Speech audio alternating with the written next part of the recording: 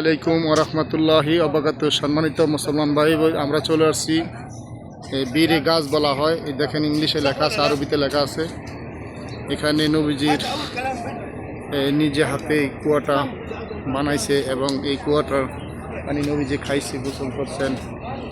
এটা বলা হয় বীরে গাছ, এটা কুয়া বলা হয়। এখানে আল্লাহ রাসূল সাল্লাল্লাহু আলাইহি ওয়াসাল্লাম এখানে পানি খাইছেন।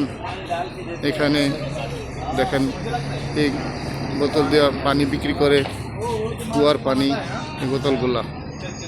আর এখানে নবীজি দেখেন, এই নবীজি কুয়া হাতে করছে নিজে, এবং ভিতরে এই যে ওয়ালটা নিজে নবীজি হাতে বানাইছেন। এটা হইলো বীরে গাছ। এটার ভিতরে নবী বসছিলেন, এখানে ভিতরে বসছিলেন নবীজি, এখানে ভিতরে নবীজি বসছিলেন। ওই যে পাথরের মতন দেখা যায়, ওই জায়গাটা নবীজি বসছিলেন। এবং এই ভিতরে একটা মসজিদ দেখেন, ইংলিশে হালকা দেখা বোঝা যায়। এখানে নবীজি অরিজিনাল এই জায়গাটা, এই জায়গাটা অরিজিনাল বানাইছে নবীজি নিচে ভিতরে জায়গাটা।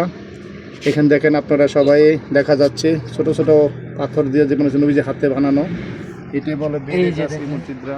এই হলো মসজিদের ভিতরের অংশ এবং এই নবীজি হাতের কুয়া। আর এই গ্রিলগুলো এই সরকার করছে আর কি, মডিফাই করছে।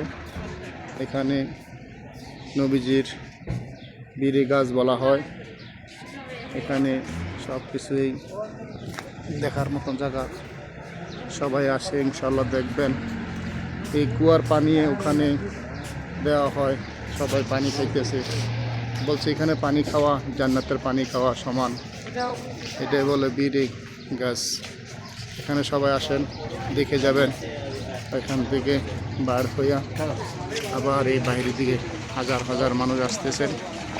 এইটার নাম হইল বীরে গাছ। এখানে ইংলিশে লেখা আছে বীরে গাছ। আসসালামু আলাইকুম ওয়া রাহমাতুল্লাহি ওয়া বারাকাতুহু।